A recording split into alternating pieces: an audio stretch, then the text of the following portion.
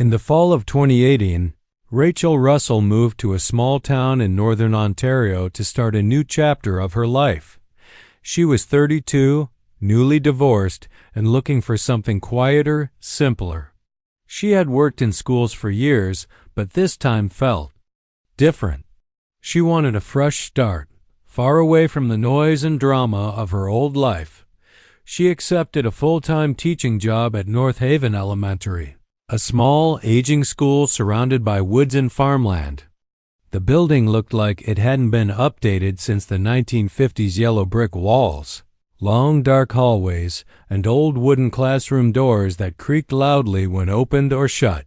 It had a kind of charm, but also a certain stillness. Like time had slowed down there. Rachel was assigned room 14, a classroom at the end of the second-floor hallway. The windows overlooked the trees, and the light bulbs flickered sometimes, but otherwise everything seemed normal. Her students were quiet and well-behaved. The other teachers kept to themselves but were polite enough. Things felt manageable, but by the end of her first week, Rachel noticed something strange, something small at first. Every time she stayed late, even just a few minutes past dismissal, she felt like someone was behind her. Not watching from the hallway, but from inside the room. She'd turn around and, of course, no one would be there. The classroom would be empty, still, silent. She laughed it off. Maybe she was just tired. After all, moving to a new place, starting a new job, it was a lot. Stress could do weird things to your mind.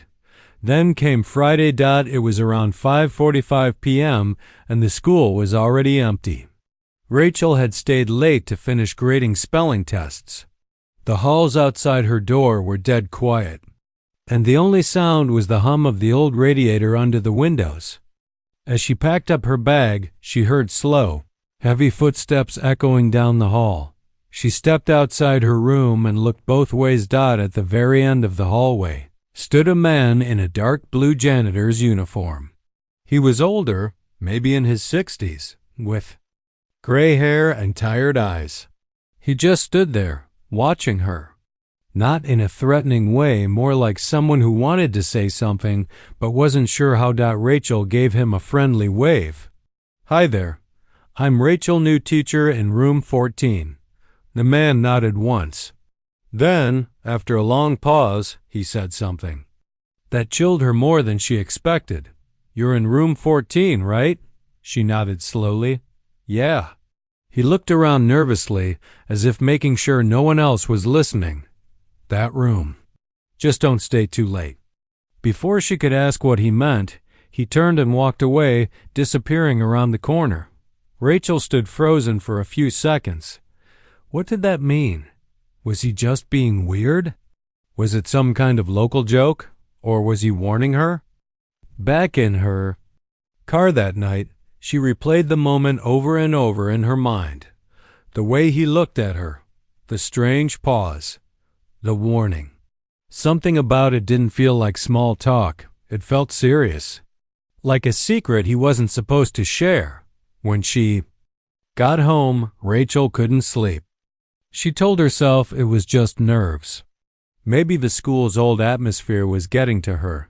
The flickering lights, the creaky floors, the way room 14 always felt colder than the rest of the building. That was all it was. Just her imagination. Still, the janitor's voice echoed in her head. Just don't stay too late. The next morning was Saturday, and Rachel decided to go back to the school just to ease her mind. She told herself she'd pick up a folder she left behind. No big deal. When she pulled into the parking lot, it was empty. The building looked even older in the daylight, surrounded by fog. She unlocked the front door, stepped inside, and walked down the silent hallway to room 14. As she turned on the lights and stepped into the room, a strange feeling washed over her, like walking into a place you've been before in a dream. Everything looked normal, but there was something off. The air felt thick, and it smelled faintly of chalk and something else she couldn't place. like old wood and mildew. She grabbed her folder, turned off the lights, and left quickly. She didn't hear anything, didn't see anything. But somehow, that quiet room felt louder than it should have. Outside. She looked back up at the second-floor window of room 14. The curtain moved, but the window was closed. Rachel shook it off and drove home. But a seed had been planted. A feeling she couldn't shake. And that was just the beginning. Asterisk, the next couple of weeks passed slowly for Rachel. She tried to focus on her students and stay busy, but something about room 14 never felt right. No matter how many days she spent there, she couldn't get used to it. The room always seemed colder than the rest of the school, even with the heat turned on. Sometimes her chalk would roll off the desk on its own. The classroom clock stopped working. Her pens went missing. Small things easy to explain away, but they added up. She didn't tell anyone. She figured they'd think she was being dramatic, or just stressed. But the strange feeling, that pressure in the air, that sense of being watched never went away. Then one evening, something happened that she couldn't ignore. It was a Thursday, almost 6:30 p.m. Rachel had stayed late to finish grading a stack of math tests. The school was silent. Most teachers left by 4, and even the janitor, Tom, was nowhere to be seen. The sky had turned gray and a light rain tapped against the windows. Inside, only the buzzing of the old lights and the occasional groan of the floorboards filled the silence. Rachel was sitting at her desk when she heard it, a knock. It wasn't at the door. It was softer, closer. She looked up. The knock came again, 3 slow taps, but this time she realized it was coming from inside the classroom closet. Her stomach tightened. She stood up slowly, heart thudding in her chest. Maybe something had fallen over. Maybe it was just an old pipe knocking behind the wall. She walked to the closet and placed her hand on the doorknob. "Hello?" she said, feeling a little ridiculous. She opened the door. The closet was dark, dusty, and filled with shelves of old books, construction paper, and cleaning supplies. Nothing was out of place. She let out a nervous laugh and shook her head. "You're losing it, Rachel," she whispered to herself. She closed the closet and returned to her desk, forcing herself to finish grading. But she couldn't focus. Her eyes kept darting to the closet. Her ears stayed alert, waiting for another sound. 10 minutes passed. Then the classroom lights flickered, all of them, at the same time. They buzzed louder, dimmed, then came back to full brightness. She stared up at them. It was an old building, she reminded herself. Old wiring.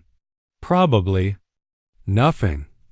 That's when the intercom above the chalkboard buzzed to life. At first, it was just static, harsh and loud in the empty room. Rachel jumped. She looked at the speaker, confused. The intercom system hadn't made a sound all week, not even for announcements. It was barely used anymore. Then the static changed. A voice came through, low, raspy, whispering, "Miss Russell." Her blood ran cold. She stared at the speaker, not moving, not breathing. Did she hear that right? Her name? The intercom hissed with static again, then went completely silent. Rachel stood up fast. She grabbed her coat, threw her papers into her bag, and ran out of the classroom. She didn't look back. Didn't stop to check the halls. She just bolted down the stairs, out the front doors, and into the parking lot. Her hands shook as she unlocked her car. The building behind her stood still and silent, but the feeling like something had followed her out clung to her all the way home. That night, she didn't sleep. She kept her bedroom lights on and checked every corner of her apartment before crawling into bed. Every little sound made her flinch. The pipes, the wind. Even her phone buzzing made her heart race. She told herself it had to be a prank. Maybe a student messing with the intercom. Maybe someone had stayed behind and thought it would be funny to scare the new teacher. But deep down, She didn't believe that. The voice on the intercom didn't sound like a student. It didn't even sound entirely human. The next day at school, she asked around casually, "Hey, do you know if the intercom system still works?" She asked another teacher in the break room. "Oh, that thing?" The woman laughed. "It's ancient, barely functions. Admin doesn't even use it anymore." "Why?" Rachel hesitated. "No reason," she said, forcing a smile. Later that day, she ran into Tom, the janitor. She hadn't seen him since the day he warned her not to stay late. She walked up to him in the hallway. "Hey, Tom," she said. "Do you remember when you told me not to stay late in room 14? He looked at her for a moment, his face serious. "I remember." "Why did you say that?" she asked, keeping her voice calm. Tom looked around again before leaning in slightly. "Things happen in that room. Things you can't explain." She stared at him. He added, "I've been here 28 years. You're not the first to hear things." Rachel didn't know what to say. Her stomach dropped. Tom gave a small nod, as if confirming something to himself, then walked away. That night, Rachel started writing things down, everything that happened. The knocking, the flickering lights, the voice. She wasn't sure why. Maybe to keep her thoughts straight. Maybe to prove to herself she wasn't imagining it. But something inside her already knew. This wasn't just a haunted room. It was something worse. And whatever it was, it knew her name. After that night with the voice on the intercom, Rachel knew something was seriously wrong. She didn't tell anyone exactly what happened, just that she was feeling overwhelmed. The school let her take a day off, but she spent most of it lying, awake on her couch, going over every strange detail in her head. The knocking in the closet, the flickering lights, the voice calling her name. It all felt targeted, personal, like someone or something wanted her attention. When she returned to work, she kept her head down. She avoided staying late and left as soon as the final bell rang. Still, the tension in room 14 didn't go away. Some mornings, she'd walk in and find her desk chair pulled out when she was sure she had pushed it in. One day, her class clock was running backward. Another day, the teacher's stapler was on the floor bent, like someone had crushed it in their hand. She thought about asking the principal to move her to another room, but part of her needed answers. One afternoon in the teacher's lounge, she casually brought up her classroom to Mrs. Kravitz, a senior teacher in her 60s who had worked at North Haven for decades. "Do you know much about room 14? Rachel asked. "Anything strange ever happen in there?" Mrs. Kravitz went quiet for a moment. She put down her coffee and looked Rachel in the eye. "I taught in that room back in the 90s, she said. "I only lasted 3 years, Rachel leaned in. "Why?" The older woman hesitated, then shook her head slowly. "Weird things started happening, things I couldn't explain. Students hearing voices, lights flickering, my stuff moving on its own. I thought I was losing it. Then I asked to switch rooms. Did anything ever happen on the intercom?" Rachel asked. Mrs. Kravitz went pale. "Yes," she said quietly.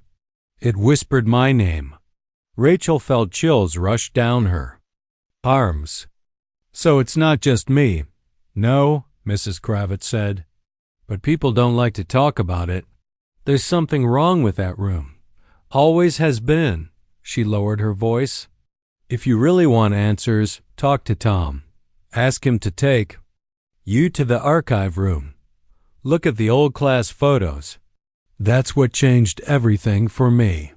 That same day after school, Rachel found Tom mopping near the back hallway. She told him what Mrs. Kravitz had said. Tom looked tired, more serious than usual, but he agreed to help. "I'll unlock the basement door for you," he said. "I'll wait outside. Don't stay down there long." The archive room was in the basement, behind a heavy metal door.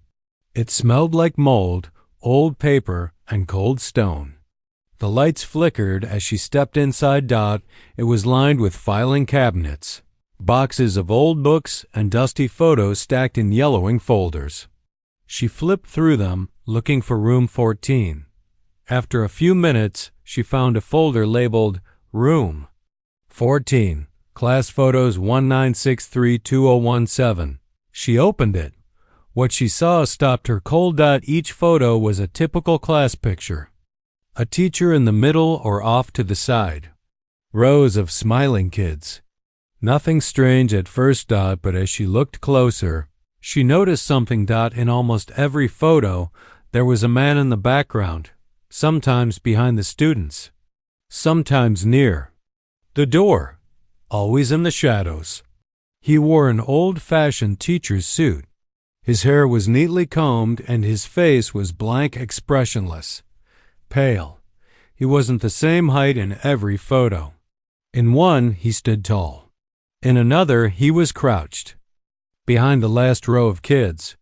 In one picture, he was sitting at the teacher's desk, staring directly at the camera.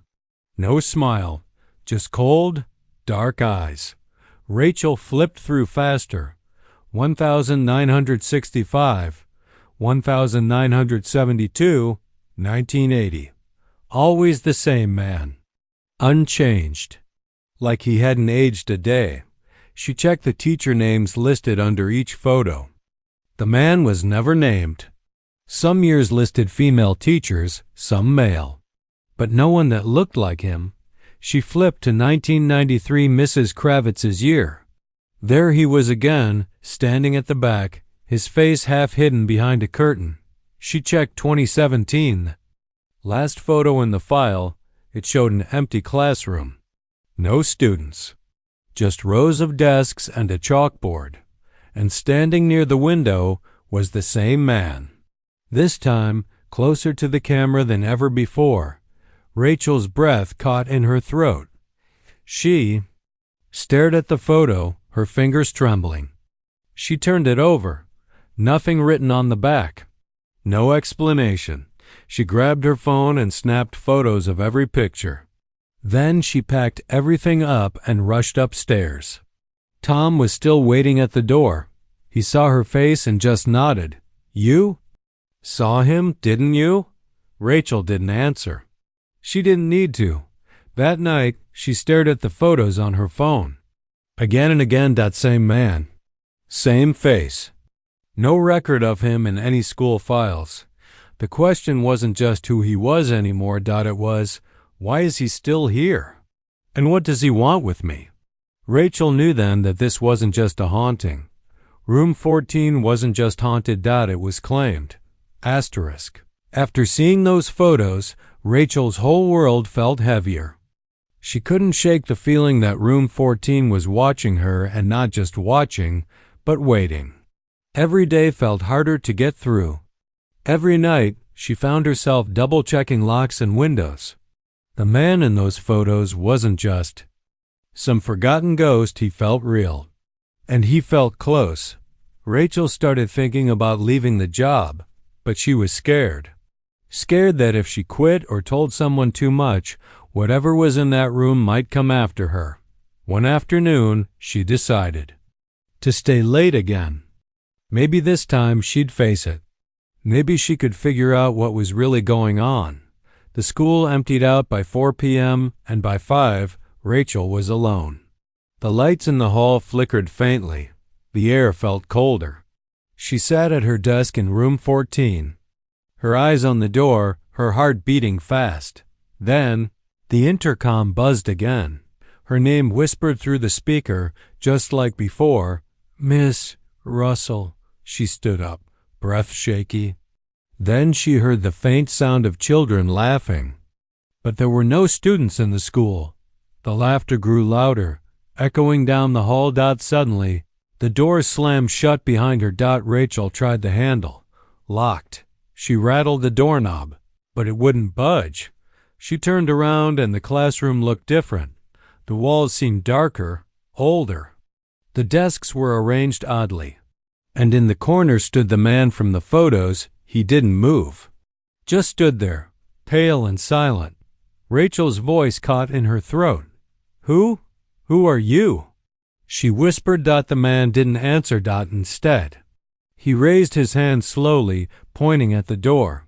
Rachel's heart hammered. She looked at the door again. It was no longer locked. She rushed out into the hall, but something was wrong. The school was empty, silent, and still. Her phone buzzed. She pulled it out. No signal, no messages. Just one picture on the screen. It was a photo of room 14, but the classroom was empty. Except for a single note on the teacher's desk. She read it. Welcome home. Rachel felt a cold wave wash over her. The handwriting was neat, old-fashioned. She looked up, but no one was there. She ran to the front door. It was locked tight. She pounded on it. No answer. Her breaths came fast. Panic rising. Suddenly, her phone rang. The caller ID said, Room 14. She answered with trembling hands. The line was silent for a moment. Then, the voice whispered again, Miss Russell. Her blood ran cold. She dropped the phone. When she looked up, the hallway was empty again. She was alone. The next morning, news spread fast. Rachel was missing. The school was in lockdown. Police searched everywhere, but there was no sign of her. What baffled everyone most was room 14. When the police finally opened the classroom door, they found it empty. No teacher's desk. No papers. No students. Just rows of old desks and a faint smell of chalk. Her bag was gone. Her keys. Everything. Like she had vanished into thin air. Months later, the school board decided to close the building for repairs. They said room 14 would be sealed off forever. But the janitor, Tom, said something else when he spoke quietly to a reporter. Some rooms don't want to let go. Some teachers don't leave. Rachel's story is still told quietly around the town. The new teachers avoid room 14. The students whisper about a ghostly man who watches from the back of the class. And sometimes, just sometimes if you listen closely near the old school, you can hear a soft voice on the wind, calling a name, Miss Russell. Rachel never returned. And some say if you walk past that old building at night, you might see her, sitting at the teacher's desk in room 14. Waiting. Watching. And still listening. The worst part? No one knows exactly what happened to her. Or what the man in the photos really was. But one thing is certain, some places hold on to the past, and sometimes the past doesn't want to let go. If you ever find yourself alone in a quiet school, and you hear a knock from the closet or your name whispered on an old intercom, remember Rachel's story, because some rooms are more than just rooms. Some rooms are prisons, and sometimes the only way out is to disappear.